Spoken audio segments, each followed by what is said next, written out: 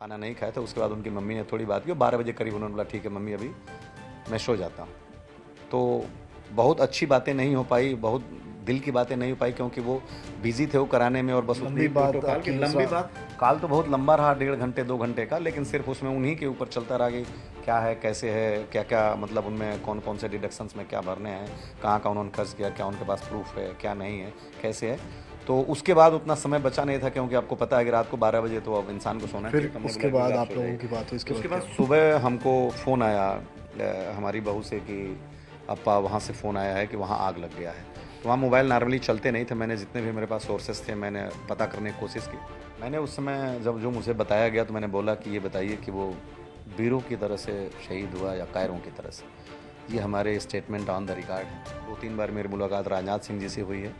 मुझे ऐसा नहीं लगा कि मैं भारत के रक्षा मंत्री से मिल रहा हूँ, मुझे ऐसा लगा कि मैं अपने किसी बड़े भाई से मिल रहा हूँ, एक बहुत सुलझे और एक महान इंसान से मिल रहा हूँ, क्योंकि उन्होंने वो डोमेन मुझे प्रोवाइड किया कि लगा ही नहीं कि क्या है, हर कदम कदम पे हमारे साथ। और शहीद कप्तान अंशुमन सिंह की कहानी उन बहादुरी के किस्सों में शायद देश के इतिहास में आती है जहां एक और जिक्र विक्रम बत्रा की बहादुरी का कारगिल में होता है, तो वही जिक्र शायद अंशुमन सिंह का भी होगा।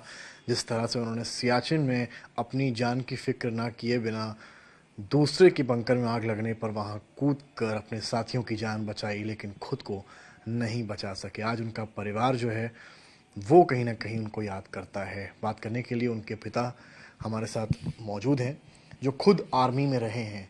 सर, आपका शुभ नाम? रवि प्रताप सिंह। रवि जी, बड़ी टफ जर्नी होती है आर्मी में। आपने खुद ड्यूटी पूरे साल की है, कई सालों तक की है। आप इस स्टेट पर आकर लगभग 1 साल हो गया है। अभी अभी आपको कीर्ति चक्र आपके बेटे को मिला है। आप कैसे देखते हैं, क्या कहेंगे आप पूरी जर्नी को? देखिए, जो आर्मी की जर्नी है वो एक बहुत चैलेंजिंग जॉब है किसी भी जवान के लिए, किसी भी अफसर्स के लिए, क्योंकि उसको राष्ट्र को अपने से आगे रखना पड़ता है, अपनी सारी चीज़ों को उसको दरकिनार करनी पड़ती हैं किसी भी लेवल पे हो। और हमारे देश के अधिकारी हों या जवान हों, सब लोग अपना 100% देते हैं इस देश की रक्षा के लिए, तभी शायद आज हमारी सेना इतनी आदरणीय है, अनुकरणीय है और ग्लोरियस हिस्ट्री हमारे सेना के। जिसको भी मौका मिला माँ भारती में अपना शीश कटाने का, सब कटाया, पीछे कोई नहीं गया। अपवाद हो सकते हो, मेरे को तो याद नहीं है, लेकिन मैं जितना मेरी जानकारी है उसमें ये है कि निश्चित रूप से जिसको भी मौका मिला वो अपना सर्वोच्च बलिदान देता है और सर्वोत्तम अपनी सूझबूझ से 100% देता है। यही हमारे आर्मी की ट्रेडिशन, यही सिखलाई है। आपके बेटे हैं अंशुमन सिंह, उन्होंने कुर्बानी दी अपनी कहीं ना कहीं बचाने के लिए लोगों को। बहादुरी के किस्से आजकल उनके हर जगह हैं, लखनऊ में तो हैं ही हैं, पूरे यूपी में, पूरे देश में इस वक्त हैं। क्या कन्वर्सेशन था एक पिता के तौर पर आपका उनसे आखिरी अपने बेटे से, जब आपको अगले दिन ये खबर मिली? आखिरी कन्वर्सेशन 18 तारीख की रात में करीब 9:45 बजे उन्होंने हमको फ़ोन किया। व्हाट्सएप ही वहाँ चलता था, और अपने दो दोस्तों, एक तमन्ना राठी हैं नेवी में, वो भी डॉक्टर हैं, और उनके एक बैचमेट थे B3 के विभोर टग्गर, नेवी में दोनों हैं। तो उन्होंने, वो कहीं सेलिंग पे जा रहे थे, तो मैं इनकम टैक्स रिटर्न दाखिल कर लेता हूँ इत्तेफाक से, तो उन्होंने कहा कि डैडी, मैं अंशुमान का करता था, कि डैडी इन दोनों का इनकम टैक्स रिटर्न आप दाखिल करिए। और मैं लैपटॉप पे उनका इनकम टैक्स भर रहा था, और वो सारी चीज़ें उनसे, पासवर्ड उनसे, आधार से लिंक जो नंबर थे उस पर जो OTP आ रही थी, और भी कुछ क्लैरिफिकेशन हमको चाहिए, तो वो हमको प्रोवाइड कर रहे थे मोबाइल पे व्हाट्सएप से, और एक मोबाइल से वो उनके साथ कनेक्टेड थे। तो लास्ट जो हमने सबमिट किया था तमन्ना का, वो 23:38 पे सबमिट किया। तो ये जो प्रक्रिया थी ITR भरने की, वो करीब करीब 11:15 बजे रात तक चली। उसके बाद वो थोड़ी सी बातें हुई कि ठीक है अभी खाना वाना खा लिया कि नहीं खाया, तो बोला ठीक है डैडी मैं तत्काल अभी खा लेता हूँ। खाना नहीं खाया था। उसके बाद उनकी मम्मी ने थोड़ी बात की और 12 बजे करीब उन्होंने बोला ठीक है मम्मी अभी मैं सो जाता हूँ।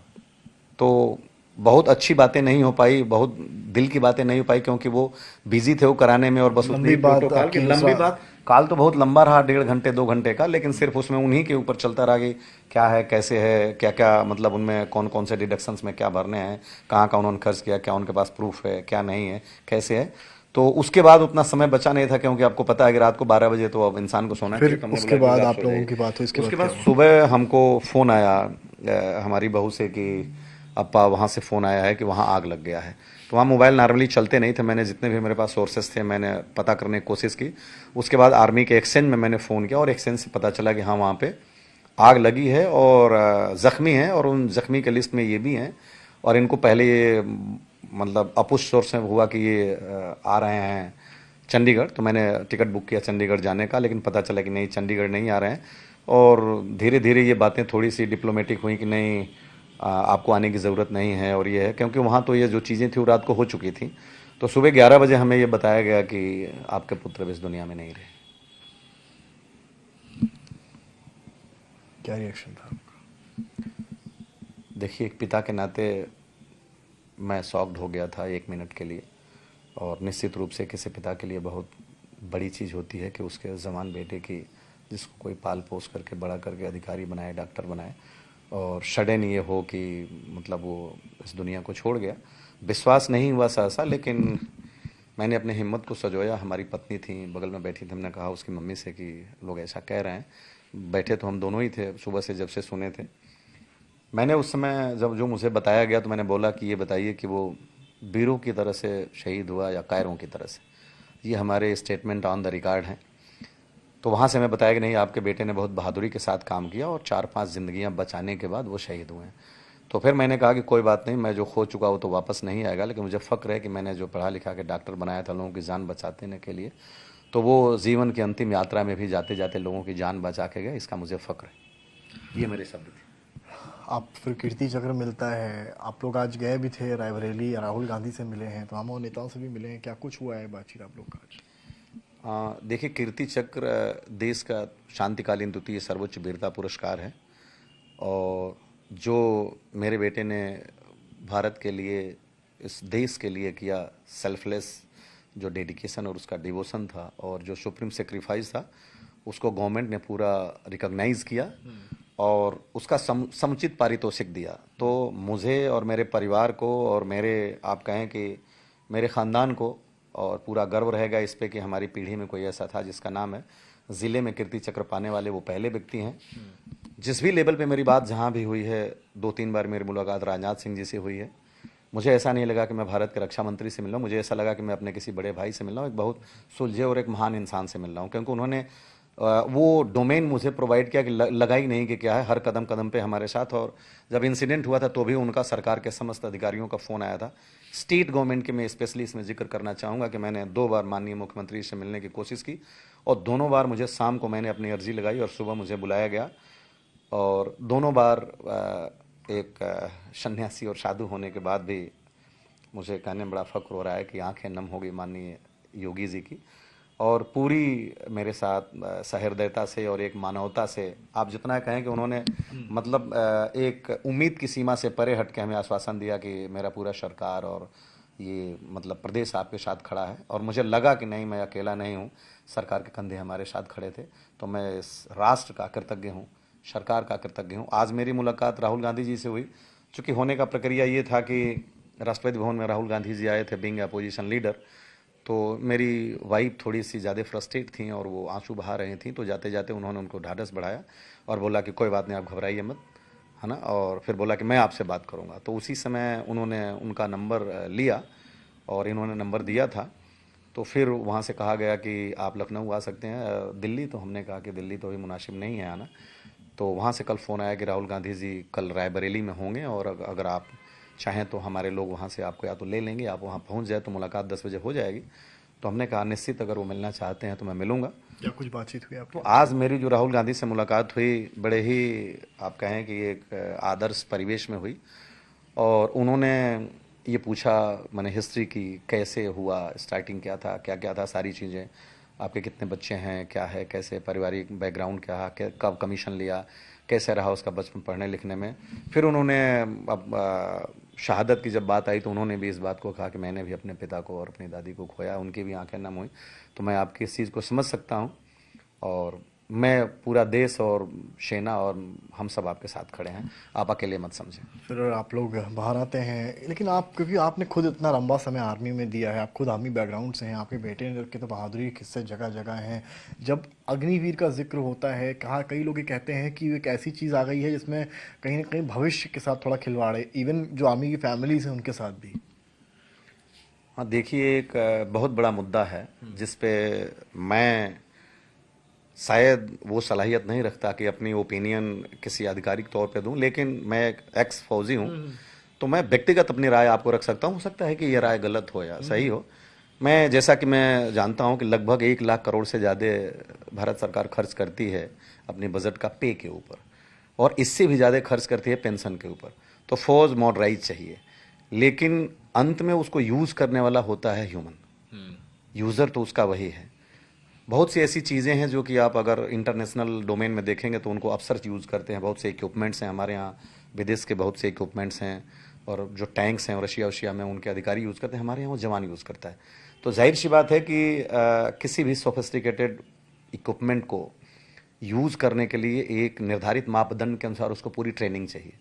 अगर किसी किसी पर्टिकुलर ट्रेड को आप देखेंगे तो सेना में उसकी जो बेसिक पहली सिखलाई और ट्रेनिंग होती है वो 2 साल से ज़्यादा की होती है। बेसिक ट्रेनिंग के बाद 1.5 साल, तो 2 साल बाद उसकी कि वो सिर्फ इक्विपमेंट को हैंडल करने की सलाहियत लेके आता है। फिर उसकी अपनी फेज वाइज क्लास 2 क्लास 1 ये ट्रेनिंग्स होती हैं, तो एक अच्छा डोमेन होता है।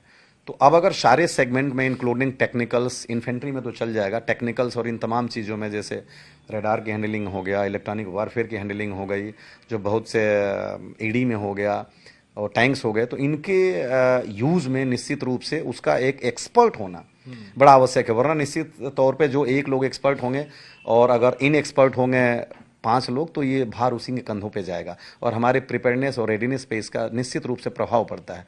तो व्यक्तिगत तौर पे आप मुझे पूछेंगे तो अग्निवीर जो योजना है इसमें थोड़ी सी परिवर्तन की ज़रूरत है, इसका दायरा बढ़ना चाहिए, और इसमें जो इनटेक की 25% है वो भी बढ़ के 50% या 60% होना चाहिए, ताकि पीछे में भी उस व्यक्ति को रहे कि मैं अगर कुर्बानी देता हूँ तो मुझे मेरे पीछे सरकार खड़ी है। और अगर ये हो कि जैसे एक फौजी वेल ट्रेंड होता है, वो वेपन की ट्रेनिंग करता है, वो पीटी और ड्रिल डब्ल्यूटी की ट्रेनिंग करता है और वो डिसिप्लिन होता है, तो गवर्नमेंट के पास ये तमाम सुविधाएं हैं, तमाम डोमेन हैं। जैसे सारे राज्य सरकारों में एकोमोडेट कर देना, पुलिस में विदाउट ट्रेनिंग वो एकोमोडेट हो जाएंगे।